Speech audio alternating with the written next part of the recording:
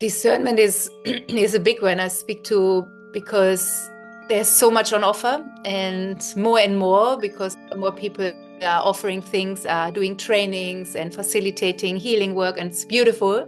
But of course, then there's such a vast offering that then you come and want to start your journey, and then it's almost impossible to know where to start, right? So then discernment is really okay, what feels right. Maybe if you listen to somebody, what feels right in your heart, maybe they say something that sparked something, or say, oh God, this is exactly what I need, So maybe just deciding more from the heart than from the head.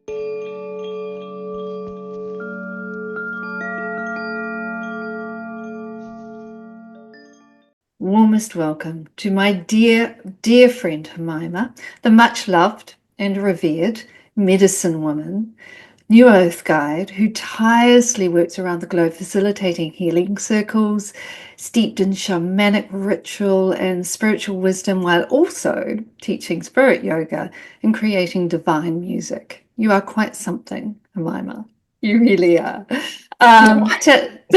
Tell us a little bit about the role of a New Earth Guide and how it has evolved for you.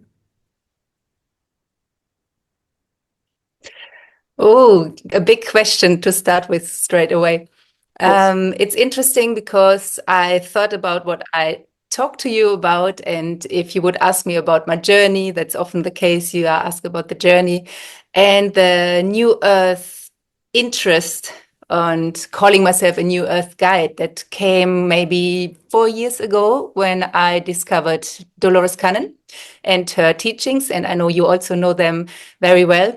And that was a new phase of my spiritual life, I would say. And a New Earth guide, it's interesting to call yourself a New Earth guide, I guess, but I feel it's to bring even the idea more into the consciousness. New Earth, what is it? And what are we expected to do? Is everybody invited? What is even the concept, and what are they talking about? So just to everything that I do, I feel, and I share, I hope, maybe not everything, one is human here right now, contributes to co-creating the new earth, and reminding the souls that came here for this experience to co-create the new earth, that they came with a very specific mission that they of course have forgotten at their arrival, like most of us would have forgotten our mission that we came here with. So New Earth Guide, I feel that I am working on, and we're always evolving, embodying the energies of the New Earth and trying to encourage others to do the same. And remember, I guess, remember who we are. Exactly. Yeah. Wow. It's quite a challenge. You've taken up the mantle there. It's quite a challenge. Oh my goodness. Was this always your calling? I mean, let's go back a little bit and look at what you were doing prior to that 4 years and up to and pulling that through into the New Earth Guide role as well. So, I called you just before a spiritual healer, and you are a spiritual healer and a shamanic based spiritual healer. So tell us a little bit about that and what that is, how that's come to pass. And Hamaima, were you always destined to be this? Was this your calling from when you were a little girl? So what was already typical, apparently, in primary school, kindergarten, is that I really couldn't stand any conflict. So I wanted harmony. And if there was a fight or somebody wasn't feeling well, I would always try to do something about it. So I remember, in primary school, you don't get no marks, you get a written assessment, and then there was something written about always trying to make peace everywhere. Oh. And yeah, it's just this sensitivity. It's almost like unbearable for me when I feel somebody is not having a good time, or even worse, somebody is being bullied or feeling shy or withdrawn, then I feel, let's try to help. So there was always this urge to help, you know. And I grew up with a brother who was addicted to heroin, and there was a long kind of journey with that when I was an early teenager. And then, because of the circumstances, something happened that he ended up being severely disabled and had to be cared for 30 Oh, years by wow. my mother. But his kind of journey, I talked to my mom recently as well. He kind of really helped us to start with our spiritual path in a conscious way, because my mom, for example, took him to all these healers, you know, and all over Germany they were traveling to healers that were coming from all over the world. And she said it wasn't really for him, it was for me, you know, because his condition really didn't change much, but she explored so many things. And with her waking up and remembering, I also got curious, although one doesn't want to admit it, that the mom was the first one, you know, who inspired you. It's like, took me many years to kind of admit it. No, it was when you started. I also, first I was a bit in opposition, you know. It's like, oh, this is all a bit weird. And because it's so strange when you don't know these concepts and ideas. And then I started with my journey. And that really, the first thing was leaving London, leaving my job as a social worker. I worked as a social worker as well. So again, this theme of helping. And I went off to India for like a extended time to visit ashrams, to do yoga. And that was kind of the first stepping out of the mainstream and exploring alternative ways of living. And yeah, that's how the whole journey started. Wow. And you want me to just go on? And Yeah, I mean, just a little bit in that, how incredibly hard. So you're a social worker as well in London. So you came out of a home life that had been steeped in kind of tragedy in a way, with your brother having this situation unfold. Is he still with us? He's with us, or he's no longer with us? he passed 3 years ago. 3 years ago, Okay. he passed. Okay. So you grew up with that all around you, and then you went into social work in London. Okay. And wow, Hamaima, that's quite that's immersing yourself in life, right? Real life. Mm. How was that? How was that for you? Actually, I missed out a part there. Mm. I studied law. So I the Of course first you step did. when I was 18, studying law. Exactly. Now I'm thinking, how did I ever think that was a good idea? I never read anything properly. Everything was like skimmed over. So yeah, it was never going to be working out. But that was the first step, because when we are 18, maybe the younger generations are different. But when I was 18, I had no idea who I was, what really. And somebody was studying law, I think my boyfriend at the time even, and it sounded like a good idea, and you can do so many things without it. So just went into this big thing and made this big choice without even considering my skill set and my strengths. And so that kind of, I didn't finish it. I just hung around university for far too long. And focused then on horse riding. That was always a big part of my life. And I went into professional show jumping. So that was the next lifetime in this lifetime. And is that's a life that's very materialistic, and you go to the shows and who is winning, and is quite of bitchy. And at some point I was just too much, and I thought, I don't want to be in this energy my whole life. And then already I thought, okay, my father helped a bit indirectly when he said, you can't do this, it's not a job. When you get hurt, imagine you break a leg, and what then you can't ride for half a year, and where does the money come from? But really I needed somebody also to give me a permission slip to leave that world, or some Mm. kind of reason. Mm. And then I went off to explore new things and studied social work, first of all in Germany, and then this decision to move to London. I was always like, I want I want more. I want to experience more. I want to learn more. I need to be exposed to different kind of people.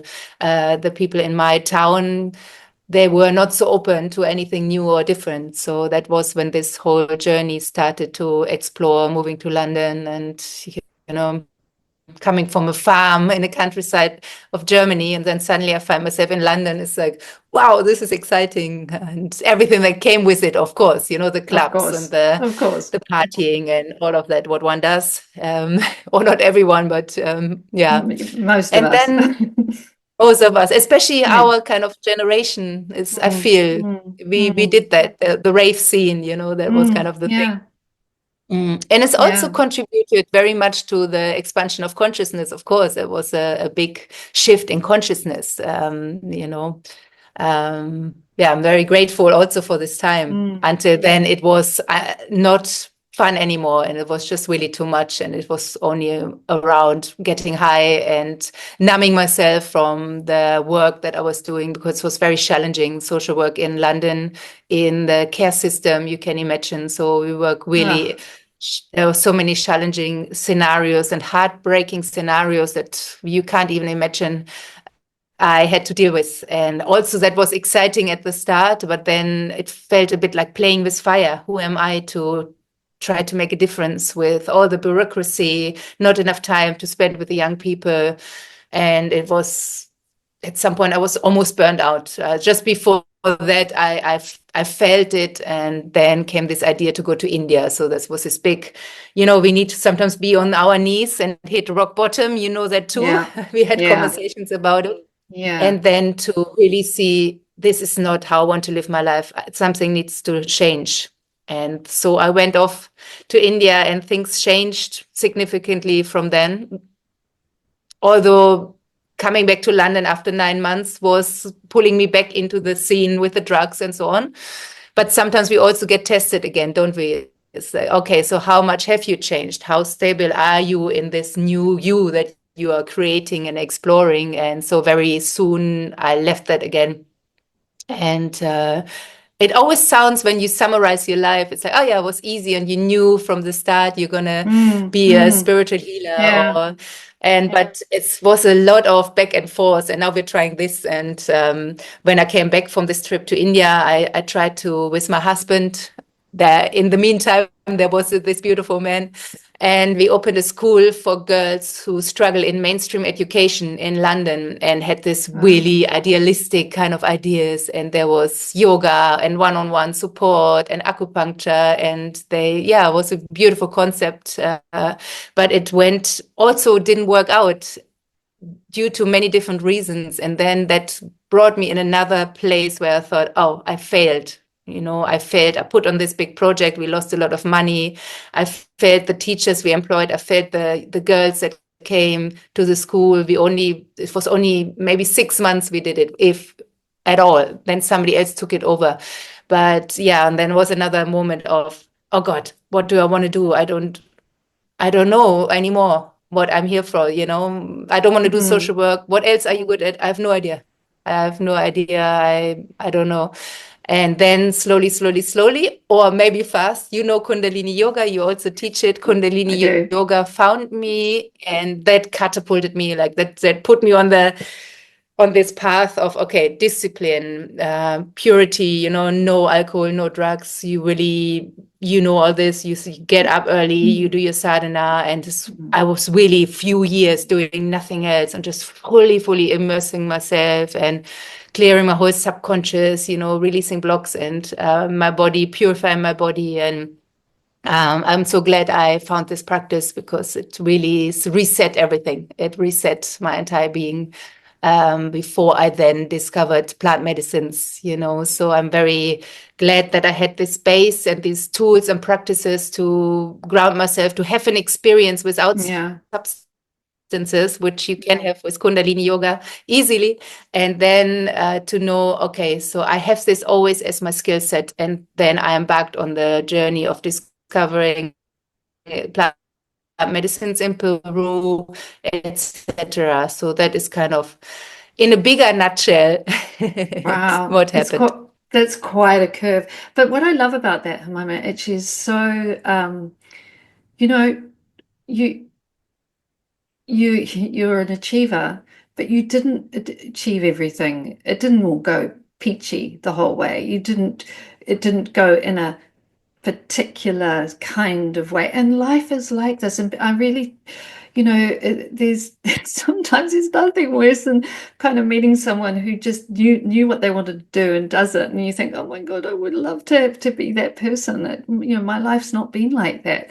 And I always felt with you, I loved the way it unfolded because it felt very real and relatable in a sense because we don't always get it right.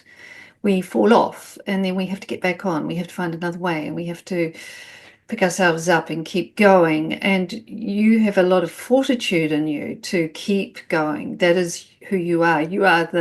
That's your competitive side, perhaps. You're a horse riding woman with this huge amount of empathy.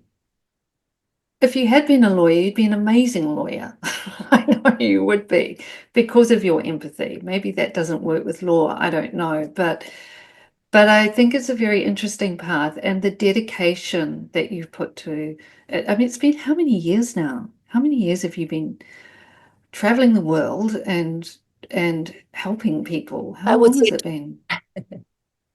How long? so. 2009 was when I Wow. went off to India. So that was this exchange, left my job, left Yeah. the ex-boyfriend here in London. And so then teaching Kundalini yoga, I would say 2000, I don't even know, 2011, maybe I started teaching.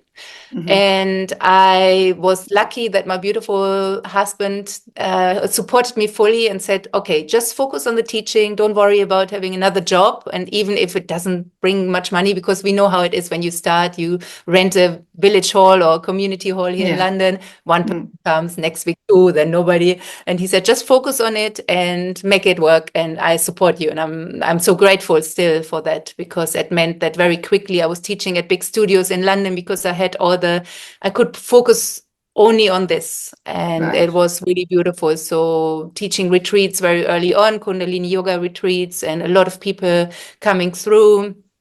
I worked for a health clinic in Harley Street. So I had a lot of beautiful opportunities and support early on in my journey. And yeah, I'm very grateful for that. And so there was already a lot of space holding, we say. Sometimes people laugh Hmm. about this term, but space holdings, you create Mm. a safe space where people can go through their difficulties and emotions and to explore who they are, what they're holding on to, and that they know that somebody is there to support them when it gets a little bit tricky. So that is kind of space holding, creating a safe space.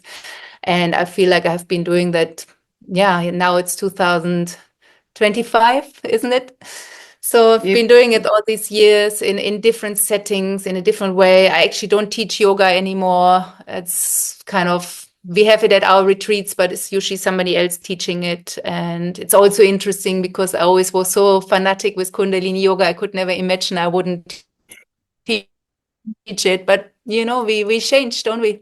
We change. And what I We wanted to say change. about you're saying I'm a achiever and I'm so driven and I just keep going. And it's interesting because I just had a massive time and a full disclosure here where I was doubting what I'm doing is kind of what makes my heart sing with joy because of course it's beautiful to hold ceremonies and be with people during retreats and I love all that, but everything that's connected to it and having to advertise and do the Instagram and everything, and maybe it all Mm. looks like, oh yeah, that must be easy and she does it.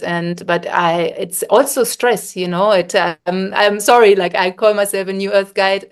Uh, but yeah, full disclosure and full authenticity, it's quite stressful as well to know I have these 11 retreats coming up this year or maybe more. So, and they're in different countries in Europe and also in Brazil. So how do we make this happen? Can we make it happen this year again?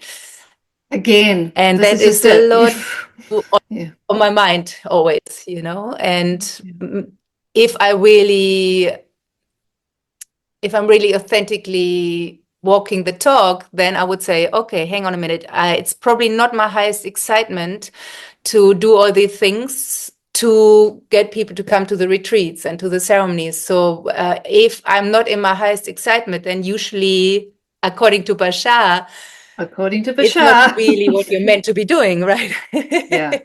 Yeah. So it's a bit like, okay, probably I need help with it, that somebody else can do the things that I don't really enjoy doing and that are actually depleting my energy. And I feel like I can't be full in my power when I'm worrying about, okay, how are we going to do this year? And so I'm in a phase, I want to be just really honest here, where I'm kind of thinking maybe things have to change a little bit. Maybe I have to focus more on Germany and offer more here rather than trying to make it happen in so many countries, you know. And when there comes this maybe competitiveness and this being driven. It's like, okay, I'm going to do retreats all over Europe. And then at the start, you have the energy and it's all exciting. And then at some point, after 10 years of lugging your suitcase around as a nomad and sleeping on sofas and in interesting places, I'm now at a point where I'm almost 50 and I'm saying like, I'm not quite sure, I'm not quite sure if I want to continue this way. No. Totally understand, and anyone would. And love you for being so honest about that too. Again, that's why I can personally say that being with you in ceremony is a beautiful experience, because you are really there. You are reading everything so perfectly, so beautifully, because you have got that empathy, you have got the life experience, you've got it. You're attuned to it. So you're primed for this role. And I guess what you're saying is that it's still it's still a journey, and we're in this body for a while, and it's hard work sometimes, right? It just isn't always easy. Yeah. But I love that about you. Mm. And I think we Yeah. are in a really Mm. interesting time, Hamaima, and I want to talk about that with you. It is the Great Awakening. We're in it. It's happening now. And I guess because you have been out in the world working with all sorts of cultures, different continents, different places all around the world, you've probably got a really good snapshot, a good feel for what's going on with people's emotions, with the feeling out there, what's needed, what's no longer needed. Tell us a little bit about that.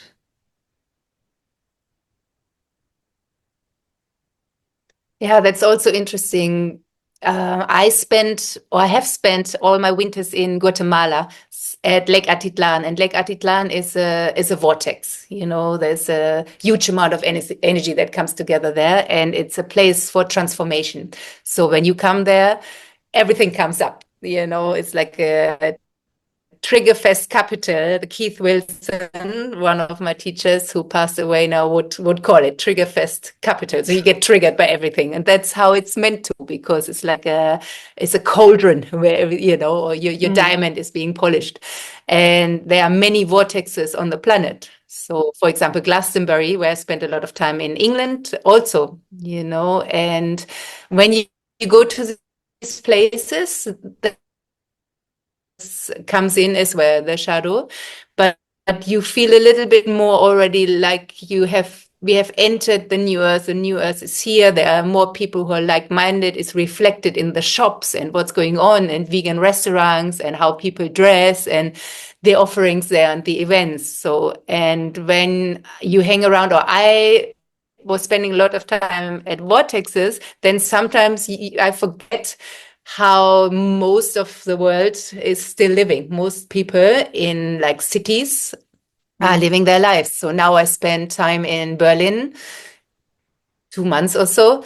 And it's really, of course, there are many amazing people and a lot of people who are already have a different consciousness, but the mainstream I would say, they are doing their 9 to 5 jobs and they're watching the news and they're worrying about Mm. what one worries about finances and so on. And there's maybe a lot of sicknesses that come in far too early, where you think like you only like 60 or 55, Mm. and people would consider themselves old, and it's normal that you need a walking stick, for example, also. Wow. And so there's kind of a lot of, we would say, the energy is a little bit lower, but it's not like it's a judgment of you should be, or we are better than, or we have the key or the solution to anything. It's just interesting to see how different people live their life in the same experience that we have on the same planet, right? So Yeah. everybody,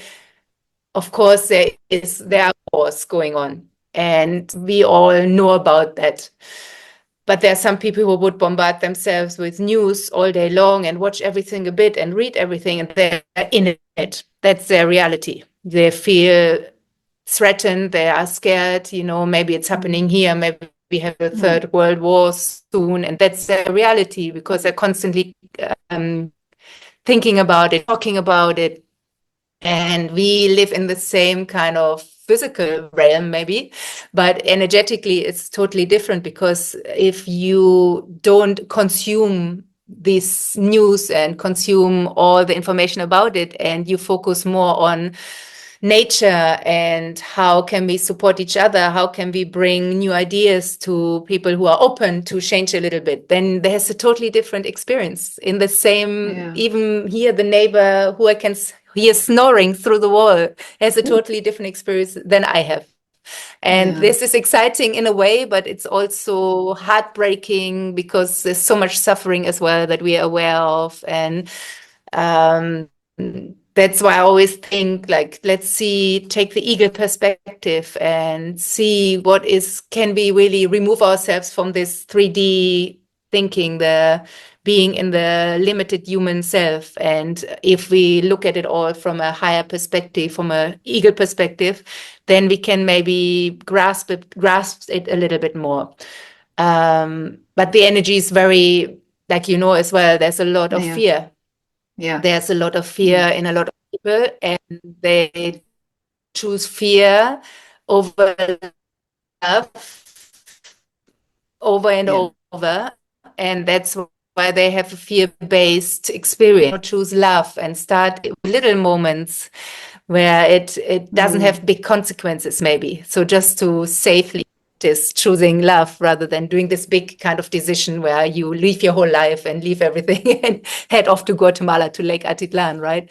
But a lot of people would just say that it's new agey, and it's ignorant not to be informed of the world politics and so on. So it's interesting, Mm. That's a yeah, where we judgment, are at though. right now. It's interesting. It's an interesting thing, yeah, the real judgment that is coming up. It just feels very intense. It feels like everything's got very heightened and very intense. And with that, I mean, I'm finding people are a bit lost, actually. They feel a bit, if possibly left behind. If they haven't got a spiritual practice, they feel like, oh God, I can't start now, it's too hard. But actually, the beauty of the work that you do, and let's talk a little bit about the work that you do, just the nuts and bolts of what you do for people, is really helpful, really, really helpful for working through some of those shadows, working through the bits that perhaps hold us back from who we truly are, the brighter, lighter side of ourselves that like a child can still walk with joy in their heart through fire. You know what I mean? They can do that. So tell us a little bit about some of the practices that you engage in. There was one I was reading just today. I think it was you've got a womb healing circle coming up soon. But there's all sorts, and you're drawing off many cultures and many ancient wisdom, new wisdom. Tell us a little bit about it. Hmm. Yeah, maybe good to start with, I work a lot with cacao, and That's that always good. is from my time in Guatemala. I Mm. work with the Lavala cacao and the Lavala family in Guatemala, Isaias and Isabel. So they're like real family. And we have held many circles together, and we have prayed together because they are Mayan shamans. They pray with the fire. I've sat in so many circles with them. And of course, that will I'm using them my own, so very inspired of their work. I work with cacao and with fire as well. And of course, my ceremonies are totally different. The cacao ceremonies are different. The fire ceremonies are different. But there's this real connection to them, and I also feel they are there with me. When I serve the cacao, they're there sitting with me, right? Yeah. So cacao, for listeners who don't know, is raw chocolate.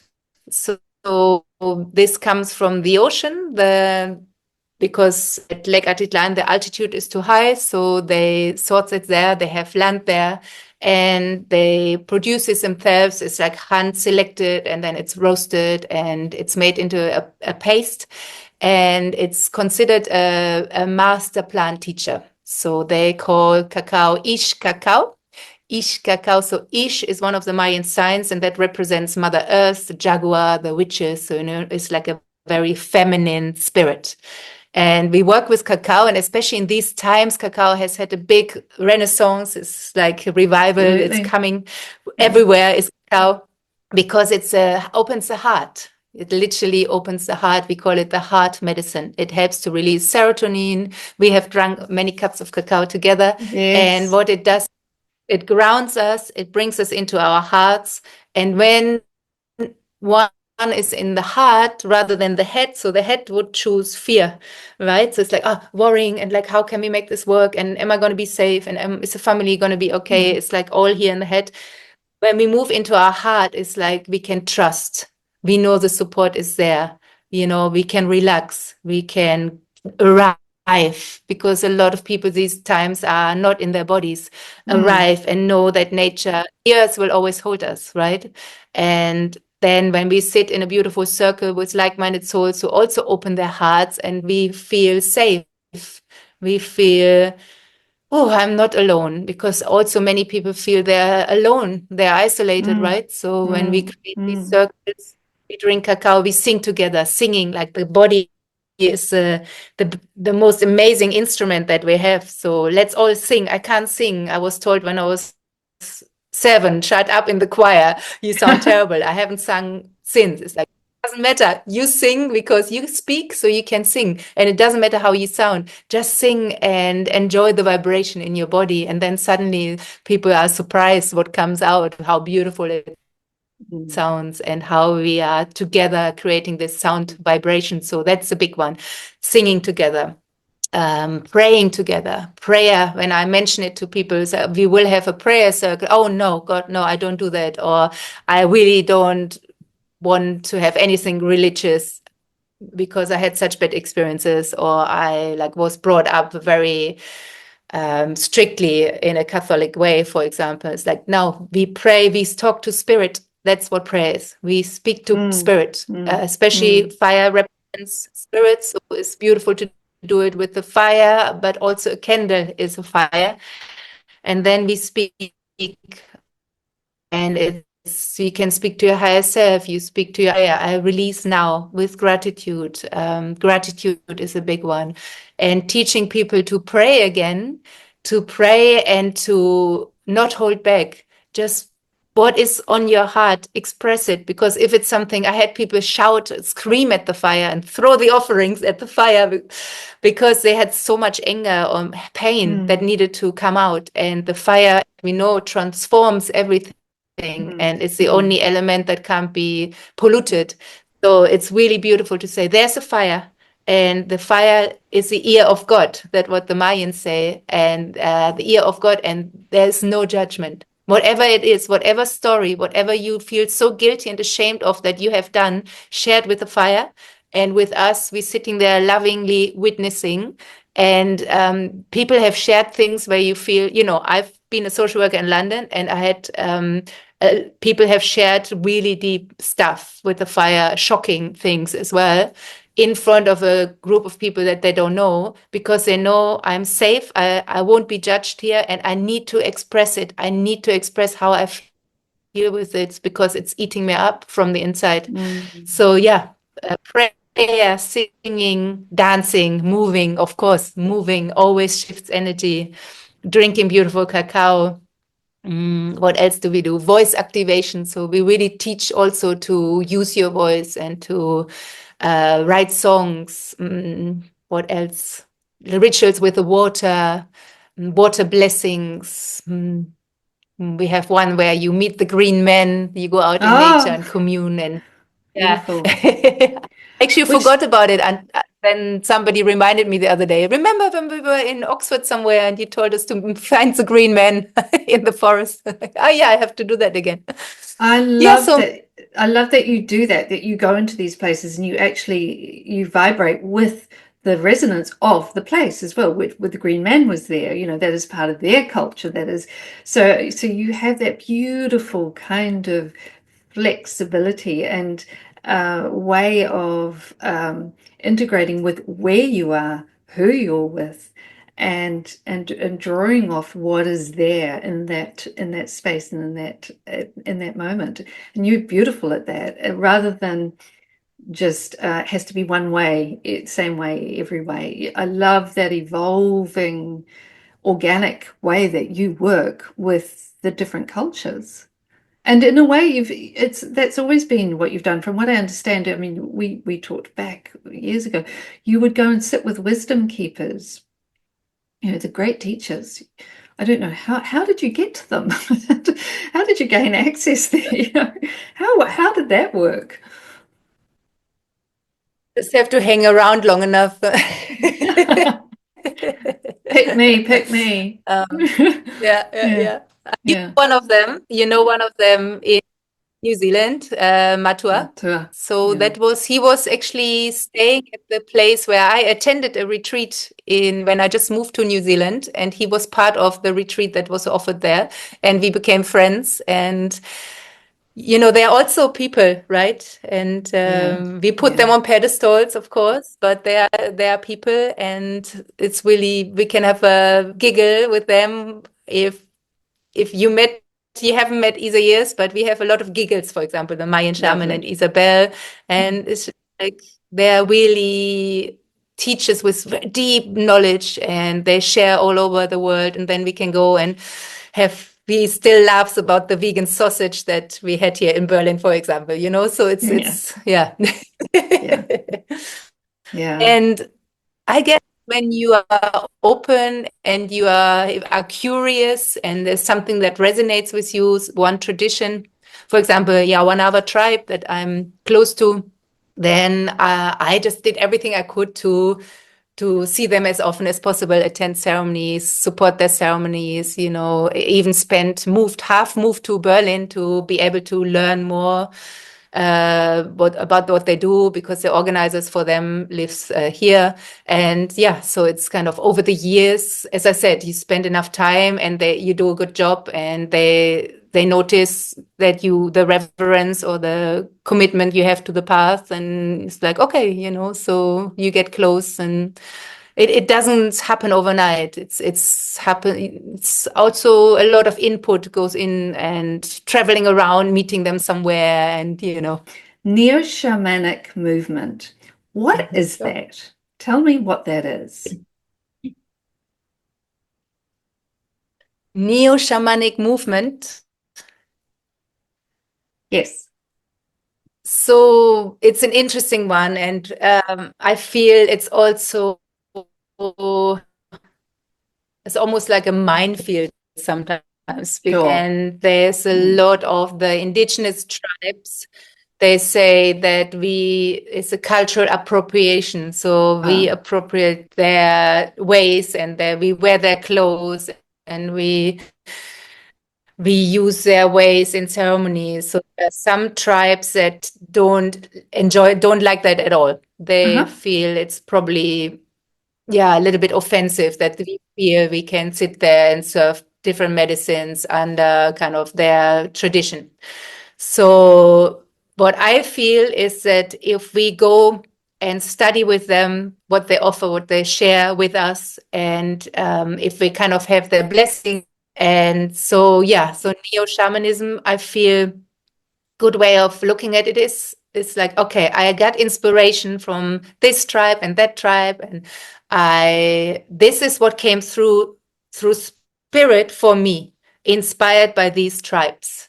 So Right. that you don't say I Okay. borrowed that or I made that my own. It's like, no, I got inspired, I learned, I grew, I really respect it and appreciate it. And with this kind of base that I have, then I connect to spirit. And what comes through there, nobody can attack me for that. That's my connection to spirit, right? Nobody can say, oh, you just borrowed that. You know, it's not now. Yeah. This is what feels in my heart right to share and authentic. And of course, there will be a lot of crossover because we all talk really about the same thing in a different way. When Exactly. we, you know, it's earth magic, right? And it's we work with the elements and the Yeah.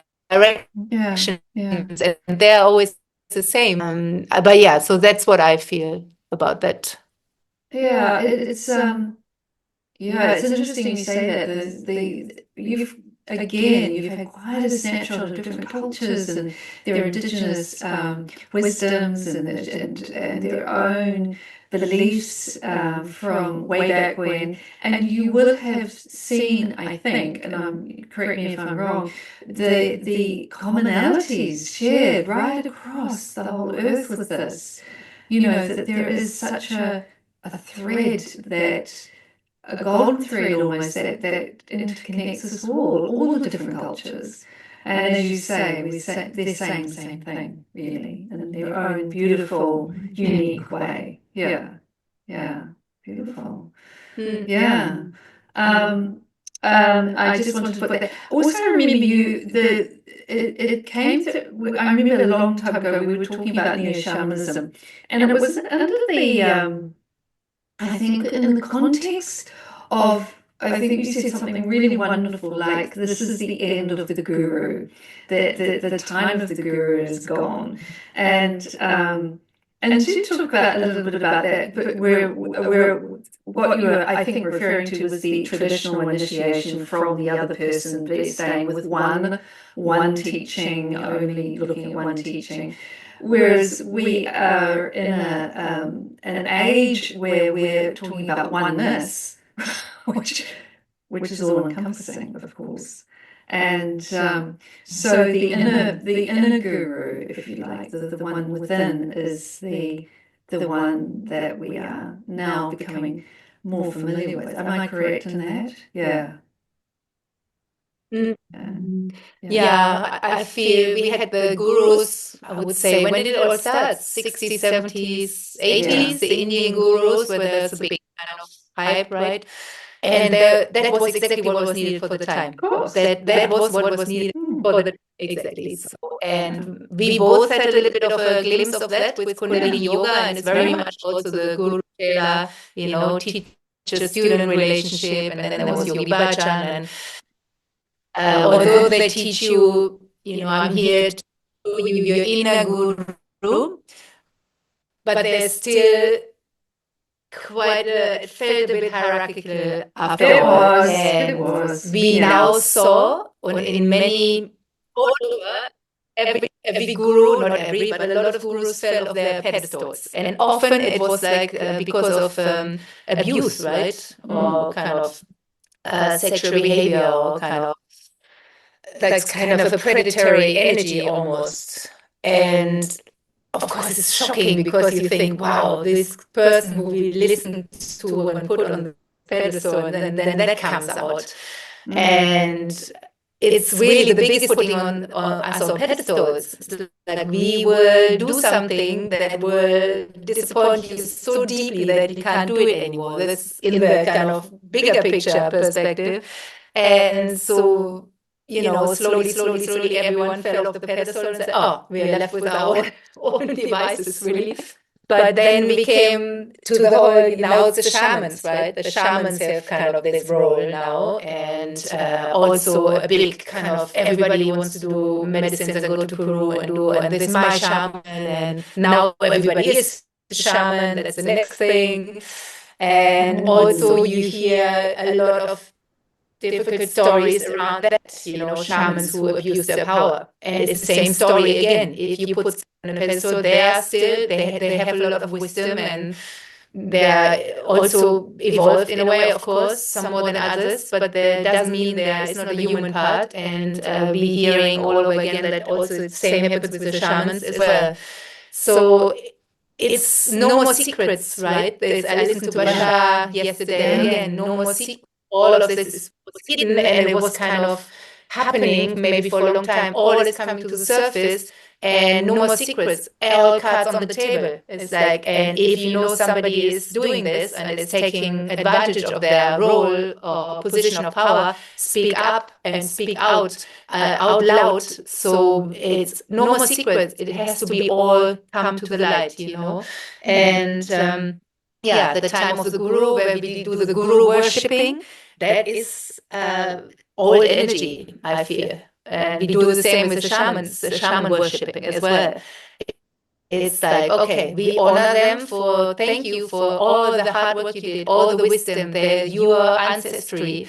And I thank you for sharing so I can learn, evolve, level. There's everything always kind of there, like saints. It doesn't mean that at all. So it's kind of like almost more like a sharing. Thank you for teaching this and showing us. But sometimes we can also, because we have done so much work around kind of psychological ways and emotional healing and inner child healing and trauma healing and so on, that we can also share some with them, right? Some of these insights that we have and the knowledge that we and the challenges we are facing in the Western world here. Sometimes they don't know how difficult that can be. It's also kind of to learn from each other. That's important, eye to eye, learn from each other. And that's kind of what I feel. And to keep learning, and in a sense, the discernment. Yeah, the discernment that's required to look at something, read something, hear someone, and go, is this for me? Is this for me? Not even maybe is it the truth, because it's going to be, no matter what, it's coming through a body, a person, it's going to perhaps be slightly skewed. Is it truth for me? Is it working for me? Is it enhancing for me? I think those are very key questions. And that is quite hard for people, I think, when they've still got a lot of shadow work to do. They don't trust themselves. They're carrying a lot of mistrust anyway. So it becomes really quite difficult. So I come back to actually some of the work that you're doing and letting and helping people to really let go of whatever it is that is holding them back from their true and higher selves, and then the ability to be discerning, to listen to and read and be part of ideas becomes a lot easier. And a lot more aligned when you do that. Discernment is a big one I speak to, because there's so much on offer, and more because more people are offering things, are doing trainings and facilitating healing work, and it's beautiful. But of course, then there's such a vast offering that then you come and want to start your journey, and then it's almost impossible to know where to start, right? So then discernment is really, okay, what feels right? Maybe if you listen to somebody, what feels right in your heart? Maybe they say something that sparks something, or say, oh God, this is exactly what I need, So maybe just deciding more from the heart than from the head again, right? Yes. As you say, you can hear someone giving a little talk. I'm going to be doing this weekend. Come and join the circle. If it feels right, it sounds right, go and do it. Go and do it. Just dive in. Have a go. Give it a whirl. If it doesn't work out, it doesn't matter. Yeah. Yeah. Like you said so beautifully, also, there will be a lot of things that I've said, for example, that we have said where somebody said, oh, yeah, I'm on board with that. And then probably on two occasions, no, not quite.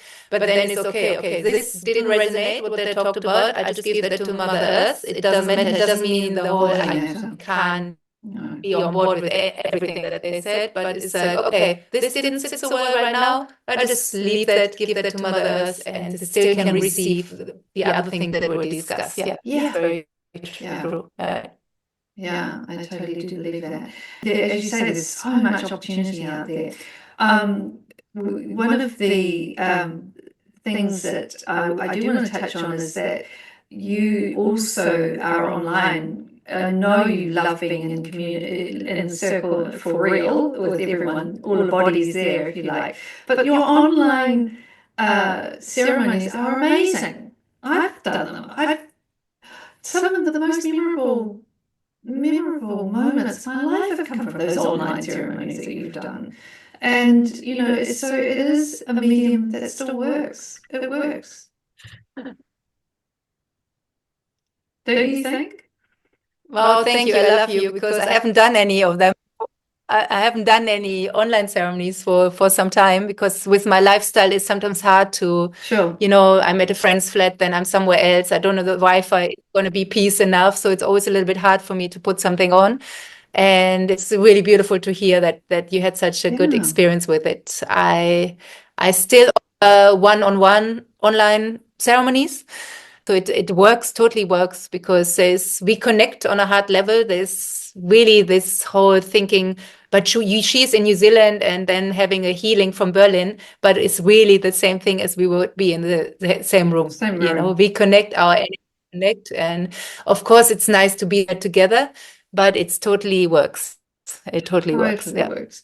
And to that as well, if you add in a little bit of cacao and you know that can be some cacao being drunk, and you can tell people, hey, if you can get some cacao and drink that with us, and so it doesn't. I can honestly say it is as powerful as having you in person. It really, really is. So it's I've had some amazing experiences online with you, and that's beautiful because that's accessible for people too, and that means they can go, okay, I'll give that a go. That's kind of easy. That I can do that in the comfort of my home, and I love that.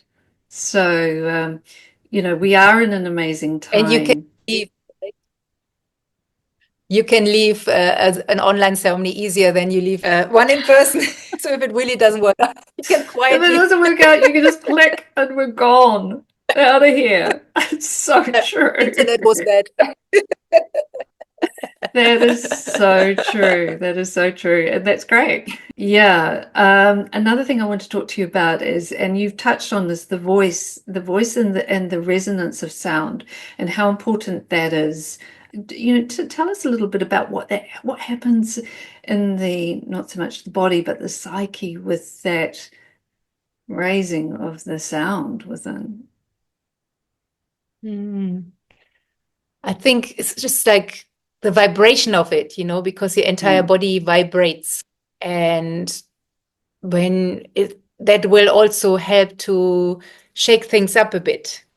If you feel very tight somewhere in your chest, you start to chant, for example, Ma in Kundalini Yoga, from your heart, right?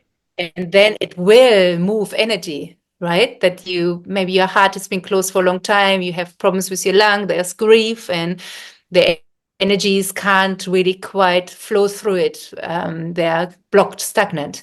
And then when you start chanting, for example, and it's like a devotional singing, a mantra or medicine music, connecting to spirit again, then there comes movement.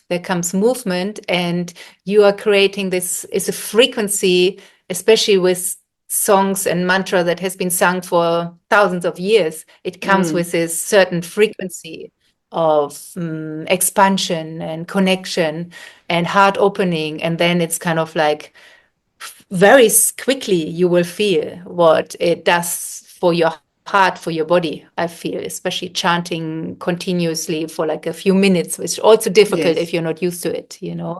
Mm. So it brings movement, it brings a certain vibration. You often, a lot of people have a blocked throat chakra because Mm. they were shut up at some point. It's like, you know, they were said maybe they were wrong, or they're too loud, or they're too much, or they can't sing, and then they have this story in their head that they have to be quiet and they can't show themselves, can't stand up for what they believe on their in. It's better to dim your light a bit and to not rock the boats too much. So there's a lot of Sure. stories that people have picked up from childhood and from relationships and so on, and then to be encouraged to use and to be as loud as possible as well. It's like project your voice. It's like shifts everything almost, you know, your whole Yeah. belief system of I need to be quiet, I can't speak up now. No, do the opposite. And I think that does a lot for your psyche. It's like I can be myself here. I can share myself here. I'm appreciated and celebrated for my courage to share my voice. So yeah, these are a few things I can think of. Yeah. And when someone does attend a ceremony and has a fantastic experience, um, what about the integration of it? I just want to talk to you about that in the sense they go back home to do the washing and feed the children and get back into life. How does one retain it? How do you keep it alive in you? And I think that's something Mm. it's not talked about that often. Yeah, it's very important. It's probably the more important than the Mm. actual experience, the integration and the aftercare, because it can be that people have this huge opening and experience themselves for the first time, then not just physical, but more than that. And then the Yeah. connection to everything. And, you know, once you have seen all this and felt this really, rather than just talk about it or read about it, you have felt it, you have seen it, you can't unsee it. So there's that. So then it's often like, oh wow, now everything will change, and you know it's all going to be amazing. And then, like you said, one comes back home and there's a washing to do, and it's kind of back to the daily grind. Then sometimes it can feel like, oh, I don't know, there was this one-off experience, and now I'm back to. So that's why it's really important to have little practices and reminders, and maybe there was a specific piece of music that really opened you up and like helped you to connect to your mother who has passed, or you know, to your inner child. Mm. And then it's like Mm. keep listening to that music. Was there a Mm. prayer? Was something a specific feeling in your body that really helped you to experience something new? Connecting with the tribe, you know, is in Mm. your area, are there singing circles? Are they doing yoga? Are there cacao ceremonies? So what you have seen is never going to go away, and it's never going to be undone. But you have to keep it alive, to make it part of you, to have it integrated, like you said. Mm. Mm. So there's always going to be, we offer aftercare as well, after ceremonies, of course. If somebody needs to talk, sometimes we have Zoom meetings with the group, and giving little ideas, having books to read is daily practice. You know, have if prayer really resonated with you, start with a prayer. You Mm. have a tree nearby that really grounds you and Mm. brings you back into this place. Go there every day. So just little new positive habits that one creates. And then as we know, you know, if you do them regularly, it will become part of this new positive habit is you. So yeah, it's very important, the integration, the aftercare. Also, if it was a very big experience, then don't run to the next ceremony next weekend, but take time for everything to settle. Like the sand in the ocean when there was a big storm, the water is not clear. So once the water is calm, the sand can settle. So that's what I feel, everything to settle, and then you feel okay. Yeah. I got homework in the ceremony. I had, for example, write a letter to your father, or whatever it might be. Use your voice more, speak up in ways you usually would be quiet. So there's always homework that spirit gives you, the plants give you. So yeah, so it's always work to do. And it's not a one-time fix, right? Sometimes people think, I'm going to fly to Peru for an ayahuasca retreat, and then I come back and all will be well. No, then it only starts, right? This is how it goes. Yeah. And even just with a little cacao ceremony, and they're very powerful. Or maybe it's a yoga class someone does, or whatever, or a labyrinth walk, whatever it is. If it's powerful, then celebrate that by bringing something, as you say, something of it into your life. I love that idea of there was maybe some sounds that you heard while you were there. Maybe it was music, or maybe it was just the birds, or whatever it is. There'll be something, a touchstone, if you like, for that experience that you can take you back to that moment, and to that, and from there you can grow. From there you can grow. Yeah. Okay, beautiful. Well, Yeah. look, is there anything else you would like to share with us that I've not touched on yet about what you do, and what we can be doing right now um, to shift into the fifth dimension, to really to go forth with some positivity and hope and joy, hopefully. Yeah.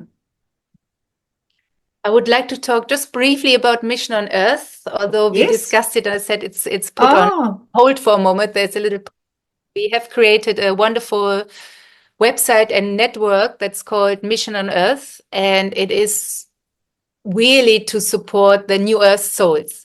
And the New Earth souls are interplanetary souls. I understand, or this is my belief at the moment, at least.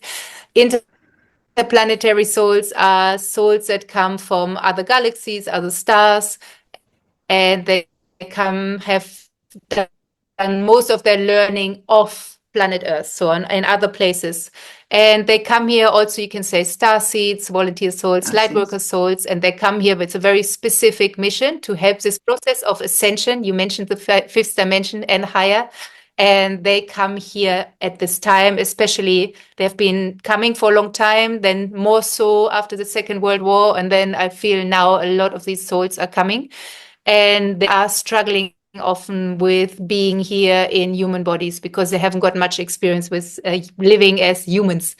And therefore, we get these children that are highly sensitive. There a lot more are diagnosed with autism and ADHD, and they struggle in school and kindergarten, and the parents struggle and don't know what they do with them and how to support them.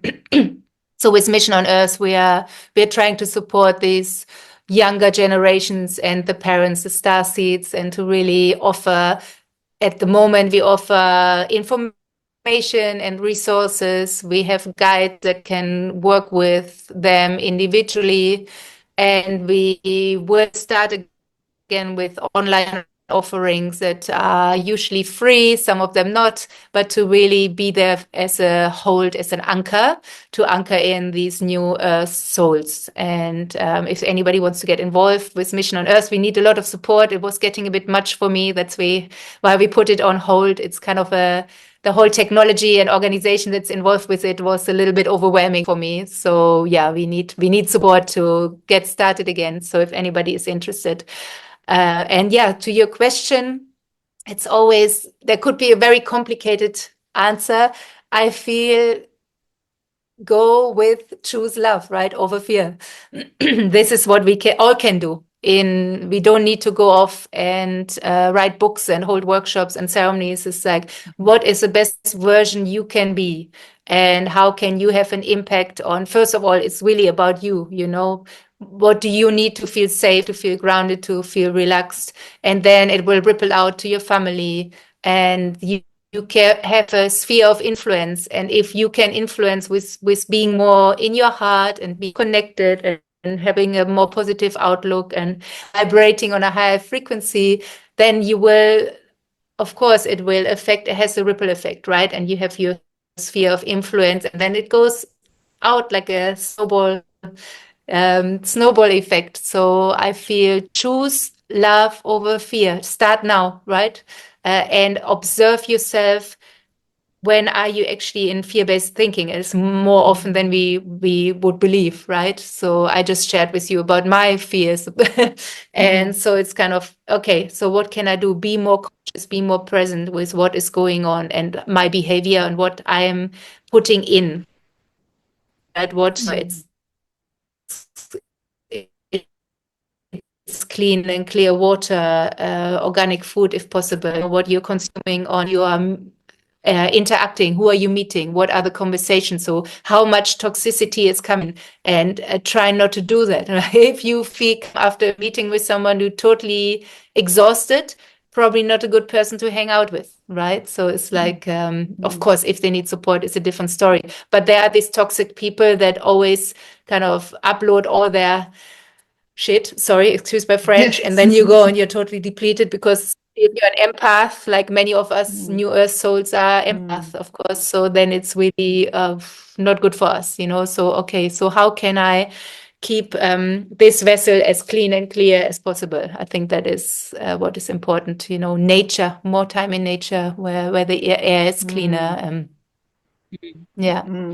Totally beautiful. Yeah. Thank you so much. Sorry about I think we've still had a bit of internet connection issues today. However, your voice has been strong throughout. So in fact, that's kind of been okay. So I would say to everyone, sorry about that.